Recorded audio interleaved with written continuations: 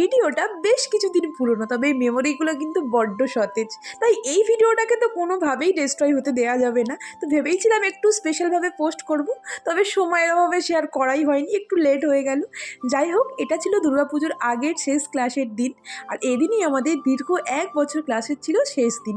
তো আমরা ভাবলাম সারা বছর ওই ক্লাস করেই তো টাইম কেটেই গেছে, সেভাবে আমরা মজা আড্ডা দিইনি, তো শেষ দিনটা একটু স্পেশাল কিছু করা যাক সবাই মিলে।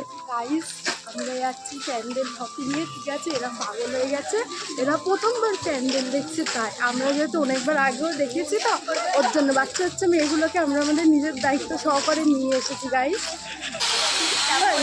তোমরা তো দেখতেই পেলে সবার মধ্যে ঠিক কতটা উত্তেজনা ছিল। তো প্যান্ডেলে ঢুকতে একটা ছোট্ট দুর্গার সাথে আগে দেখা হয়ে গেল, তো তাই ভাবলাম আগে এর একটা ছোট্ট ভিডিও করে নেওয়াই যাক। তো এটা একটা থিমেরই প্যান্ডেল ছিল, ঠাকুরটাও ছিল একদম ইউনিক, বেশ ভালোই লাগছিল।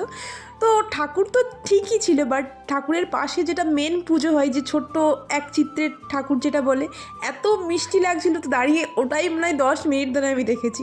তো বেরিয়ে ঠাকুর দেখে সবাই মিলে ফটো তুলছে। ওই যে মেমোরি ক্রিয়েট তো সবাই করতে চাই, আর সেটাই আমাদের কাছে থেকেও যায়।